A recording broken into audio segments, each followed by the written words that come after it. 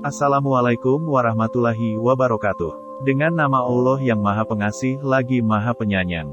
Segala puji bagi Allah yang telah menjadikan kita nasihat, yang telah memberi kefahaman kepada kita dari berbagai ilmu para ulama yang ahli. Dan semoga solawat dan keselamatan tetap terlimpah kepada junjungan kita Nabi besar Muhammad Shallallahu Alaihi Wasallam dan juga kepada para sahabatnya yang baik yang selalu berpegang dengan syariatnya. Kali ini saya akan membahas beberapa karomah yang dimiliki Habib Lutfi bin Yahya ulama. Habib Lutfi bin Yahya, ulama yang satu ini, pandai bermain musik, penghulu para sufi, dan merupakan keturunan Nabi Muhammad Shallallahu Alaihi Wasallam, dengan nasab melalui Fatimah Az-Zahra. Ulama yang memiliki nama asli Maulana Al-Habib Muhammad Lutfi bin Ali bin Yahya. Beliau lahir di kota Pekalongan tanggal 10 November tahun 1947 yang bertepatan dengan 27 Rajab 1367 Hijriah. Kisah karomah ulama Habib Lutfi bin Yahya. Banyak muridnya menceritakan kisah yang mereka menjadi saksi langsung atas karomah beliau. Berikut ini adalah beberapa kisah karomah Habib Lutfi bin Yahya. Muhammad Samsuri, salah seorang santri beliau, suatu hari mengalami kecelakaan mobil di tol Cipularang saat membantu Habib Munzir di Jakarta.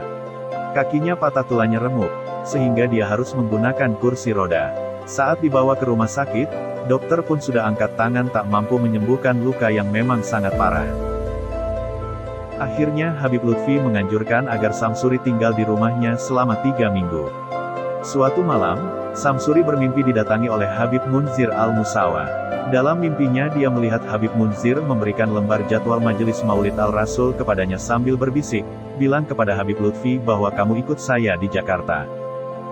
Pagi harinya, Samsuri menceritakan mimpinya ke Habib.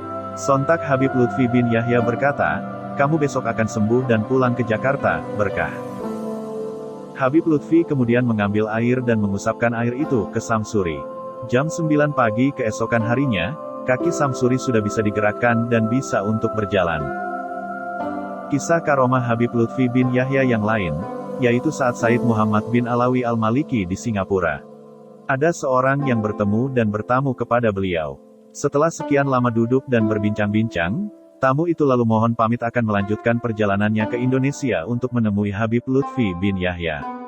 Namun dicegah oleh Said Muhammad Alawi dan berkata kepada orang tersebut, wahai saudaraku, kenapa kamu datang capek-capek ke Indonesia, sebentar lagi orang yang kamu maksud itu akan datang ke sini untuk menemui saya. Dengan izin Allah, ternyata tiba-tiba Habib Lutfi bin Yahya muncul di hadapan tamu tersebut. Kisah karomah Habib Lutfi bin Yahya datang dari Abidin, mengisahkan kejadian yang dilihat dengan mata kepalanya sendiri. Saat hendak menyembelih seekor kambing. Kambing itu direncanakan akan digunakan sebagai jamuan pada acara Maulidan. Teman seperguruan Habib ditugaskan mengambil kambing tersebut yang terikat di pohon. Namun, kambing itu liar, berontak dan terlepas, lalu lari menjauh. Habib Lutfi bin Yahya keluar menyaksikan kejadian itu dan tertawa. Beliau berkata, kambing untuk menghormati Nabi kok malah kabur. Tak lama setelah Habib Lutfi bin Yahya berkata demikian, kambing itu menghampiri dan bahkan menjatuhkan diri di hadapan beliau. Kambing itu akhirnya disembelih sendiri oleh Habib. Kisah karomah Habib Lutfi bin Yahya keempat. Pernah suatu waktu beliau didatangi 10 dukun. Tujuan para dukun itu untuk menguji keilmuan Habib. Mereka heran mengapa Habib memiliki banyak murid. Mendapat tantangan seperti itu, Habib Lutfi bin Yahya menolak. Namun para dukun langsung komat kamit membaca mantra sambil mengeluarkan keris. Keris-keris itu mereka letakkan di depan Habib dan menantang Habib untuk mengambilnya. Kalau kamu memang sakti, coba ambil keris itu satu saja. Habib Lutfi bin Yahya dengan tenang mengambil sapu lidi. Dengan sapu lidi itu, keris-keris para dukun disapu seperti menyapu sampah dengan mudahnya tanpa membuang-buang tenaga. Para dukun terheran-heran dan merasa malu, karena menurut mereka tak akan ada yang bisa mengangkat pusaka kecuali dengan izin mereka. Belum hilang keheranan para dukun, Habib Lutfi bin Yahya mencabut sehelai bulu rambut yang ada di kepalanya dan meletakkannya persis di depan para dukun. Sekarang kalian ambil rambut itu kalau mampu.